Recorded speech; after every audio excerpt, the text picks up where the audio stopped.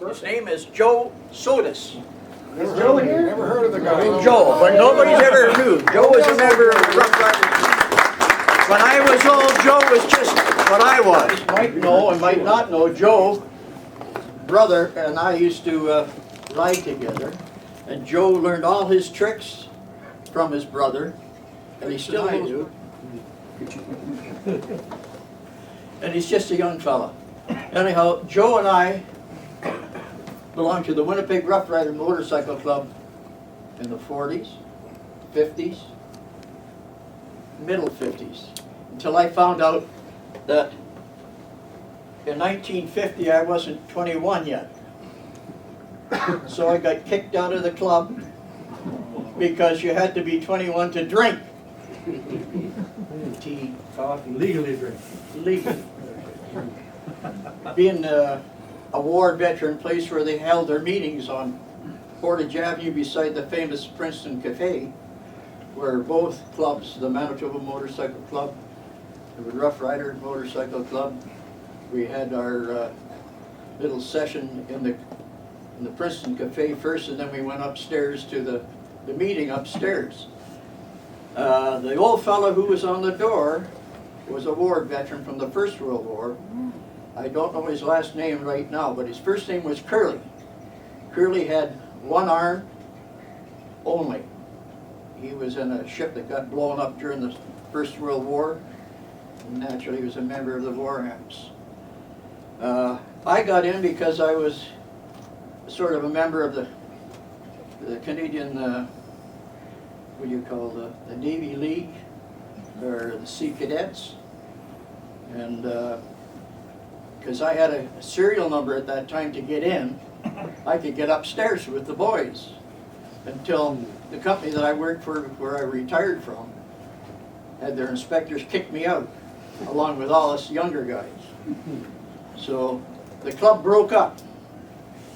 But now we're getting back to the RoughRiders, and this is a good name on the back of the RoughRiders, and the new crest that I put on, which I got from the club when we amalgamated, and from there it goes on. So little Joe and I and his brother and many others, and I have pictures here of the gang, and tonight also the son of one of the guys I couldn't remember the name else, I just got tonight in a picture that I got from 1947. And I got a whole bunch of names that little Joe has helped me with all the names of the Winnipeg RoughRiders Club. Also the Manitoba Motorcycle Club, who always had to be on this side of the picture when it was taken at the Marlborough Hotel in the basement. All the rooms in the Marlborough were booked that night on a Friday night. It was always a Friday night, never a Saturday night, because nobody lasted till Saturday. They did to the morning, but not to the night. Is that right, Joe? Yeah. Anyhow, I was double checking this one here, but Joe's brother's not in here, but there's many, many fellows here that's in here. There's one or two still alive, still kicking like myself. And I'm in here, and I don't think anybody would pick me out because I'm not going to give you the one with my name on it. But I'm going to pass this one around. I think the club has got a picture of that in the archives. But when we went together, the two clubs used to have the ball in December. No, I'm pretty sure it was December. I won't tell you where it is, but there's a chick sitting on the floor in the front, and there's this little kid there. Hey!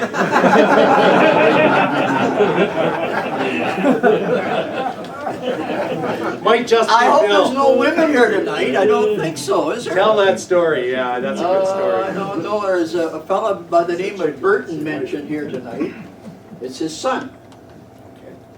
And I just, as I said, I got his name here, and now that I see the resemblance. So I guess through good breeding from motorcyclists that you can stand out as well as they do. You'll see, I've forgotten his first name now. John Molson's John. in there. And John Burton, he's just like his dad in the picture, and his mother. So, but we all used to ride against one another all the time, and it was always a fight to see who was going to win and who was going to lose. And there's a lot of stories in there, and I just happened to notice that there was a story about Fred Molson from the Manitoba Club in our newsletter. And I got to tell you that Fred Molson, during the flood of 1950, was seen riding his motorcycle through the Red River, going over the Main Street Bridge, going to St. Vital, dispatching emergency messages. And the water, have you ever seen that picture of the 1950 flood here? The water was deep, damn deep. Even at Portage and Main, if the cover that they had on the main sewer there hadn't had all that weight of sandbags on it, Portage and Main would have had about 5 or 6 feet of water in it. So that's why we got that good flood we got today. But our gang was involved in that 50 flood too, sandbagging all over. I was one of the lucky ones that had to work at night, so I didn't get on the night shift, but in the daytime, working with the flood committee at that time, we went all over places like where Lawrence Hellboom is right now. There's a park just a short way down from his house. They dug that out, like they did many spots in the city that are way down, like in valleys for playgrounds and that now. Those were the spots that they took all the mud out to fight the flood in 1950. Some of them are still there, the dugouts. They just made them parks.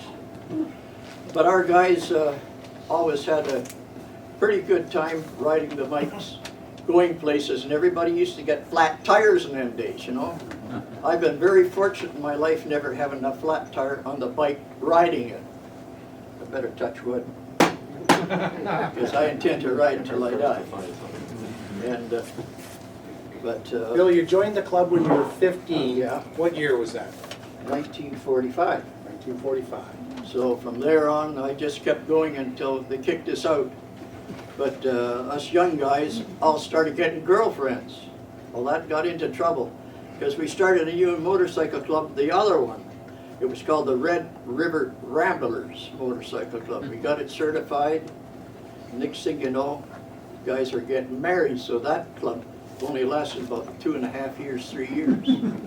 So I still stayed with the RoughRiders later on in time. So, but as it was, we used to race at where Grace Hospital is today. We used to run around there, Joe and Tiny Robbins. Some of you guys remember Tiny, all right. And I guess we just rode motorcycles like we do today and enjoyed ourselves. Had runs to Brandon, Portage, down to Miami to the hill climb there. I seen a picture of in a magazine today of the hill climbs down in the States, but the one at Miami was a hell of a lot steeper than that one. And I don't know why it got wrecked, but I understand that some of our boys didn't realize that the farmer's field that we were running on, we didn't look after his land, and he sort of closed down the old Miami hill climb. That's what happened to that one. And then after that, I sort of teetered away from it, having, like the rest of us, having to work for a living. But little Joe here is still the guy more in motorcycling than I think anybody else has been. He's still got his touch. Right, Joe? I hope so. Usually when I call Joe, I say, Joe, somebody's gone. He says, who? Who?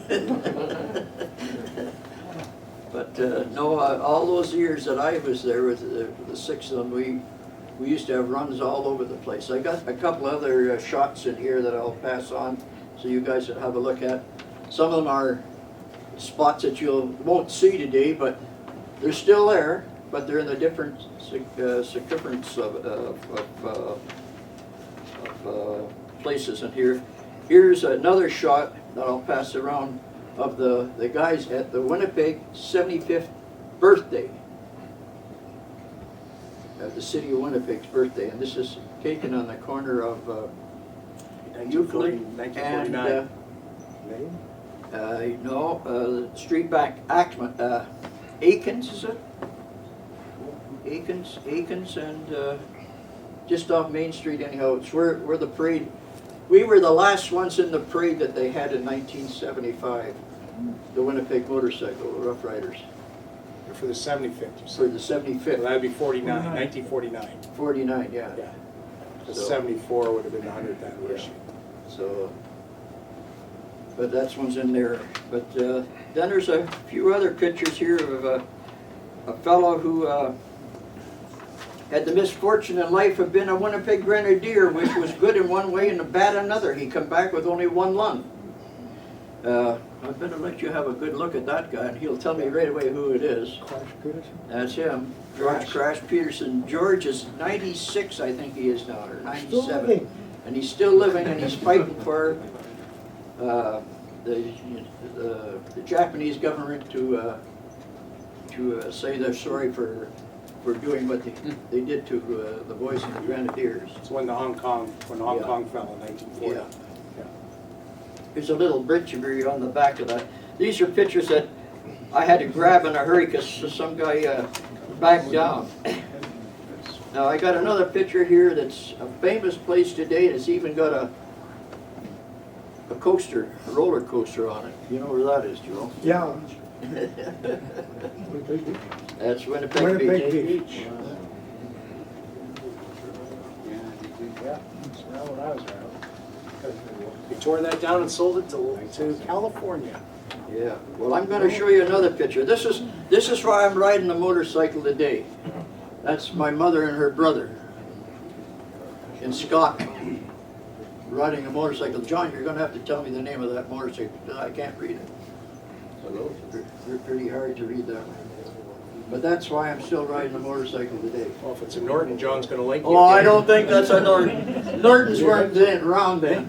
Hey, Bill, did you take this picture? Yeah. That's why you're never in any pictures. That's why I'm in never any picture. My motorcycle trips was the same way. Always somebody else's bike was in it, getting taken. And in the picture that's going around, I think there's only 3 guys still alive, other than Joe and I. They're still around. So it's too bad thing. But one thing about the Winnipeg RoughRiders and the Manitoba Motorcycle Club boys, those who were pilots were the best goddamn pilots in the world. They were the fellows that used to skim over the tops of the trees and make these fast runs in and fast runs out. And a lot of them who did make it back used to make runs for emergency runs to pick up special guys that were in the service that they had to get out. They'd come and land on anything and bring them back to Great Britain. But other than that, I came motorcycling again after I got married again, and the first time I got married, I stayed married, but after the kids grew up, I started motorcycling again, and then now I'm catching up. But I laid low there for about 3 years, but last year was a doozer. This year not so good, but next year it better be a hell of a lot better, I'll tell you. There you go. Hey, any questions of Bill? Good Well, boy. you guys used to alternate who held the banquet, didn't you, depending on that TT scramble you had every year in the fall? Well, that would be the going all right, but it was always the Winnipeg RoughRiders that held it at the Marlborough. And it was called partner change nights at times too. Wasn't it? It was Something like that. partner change night? Yeah. You never knew who you're going to end up with in them from them days. So everybody that's in that major big picture going around, I can't tell you whether they're with their wives or with their girlfriends or vice versa. So you guys invented wife swapping. No, the war did. The war did. Any other questions in the back? Not a question, but I want to mention, it's kind of interesting. I've known Bill now for a few years, and I was at his place visiting a couple of years ago, and we were talking motorcycles. And all of a sudden, he pulled out an album of a trip he took from Winnipeg to Florida in 1949. 50. Fifth- August. Yeah. There was no tornadoes or nothing them days. They didn't No. have them down there All then. the way to Florida from Winnipeg and back. Now, that's incredible for us guys that do travel a little bit now. That's amazing. Was that a 45, Bill? No, that was a motorcycle. Oh, yes. That was a motorcycle, an AJS. My partner at the time, who, Joe, by the way, was the best man at his wedding. We were on a trip for him because he was getting married in October. We went away on a man cave thing in August. That was a good trip. And we went down the east coast and all that way, and we went to at the time Harry and I was at a place called Berlin, New Hampshire, in the Conway. What the hell's the mountain? Something? I've forgotten the name of it. White Mountains. But anyhow, at this place called Berlin, it used to have the largest ski jump in the world, made of wood. And guess what? Harry went up the ski jump because Harry was a scholar in sports, skier, wrestler, amateur. He was amateur champion and instructor for the for the Winnipeg YMCA here. And Joe was also a wrestler with him. And when we went on this trip, Harry visited every girl that he had when he was in the Air Force for fighting for Canada, down east. And where Lawrence came from, I was in Lawrence's town before he was, back for where he came home from.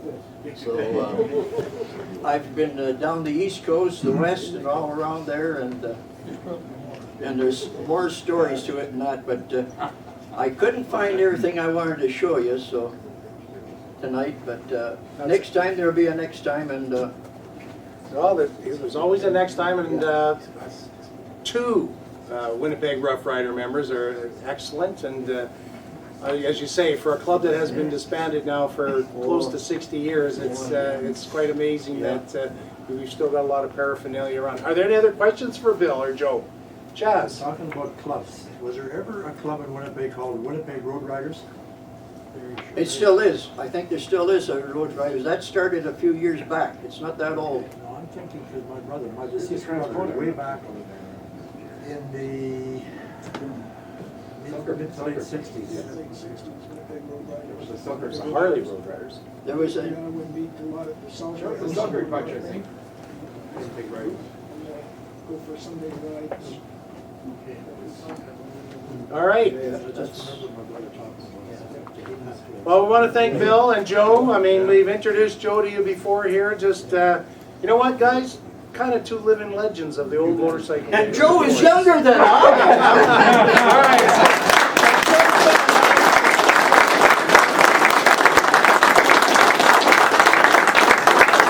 All right. Can I just say something?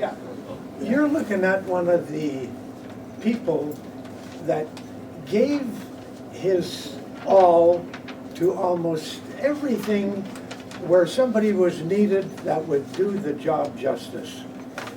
He stood out amongst many people, and I can remember when the war broke out. Boy, did a lot of people ever join the services. For most of them, 99% of the gang went to war. yeah. And when they came back, we became very proud of what many didn't come back, but many did. And again, Billy stood out, I was the little one. but he was more, this is a good part of Billy. He didn't race that much. He raced the cops and when he had naturally, but you would see him very active where an active person was needed. He probably knows more about the needed operations to make a club successful and a happy-going, positive, directed gang of people, men and women. I've always taken my hat off to Billy, because he was a worker. I raced, so I was in a little bit of, Joe is Not following in quite. my footsteps, don't let him kid you. I wish, because you were a top member to follow. A hard worker, you guys, a hard worker, a hard worker. 2 years ago at Thank the you. rally, he was the first guy loading the trailers, we know that, yeah. All right, guys, one more time.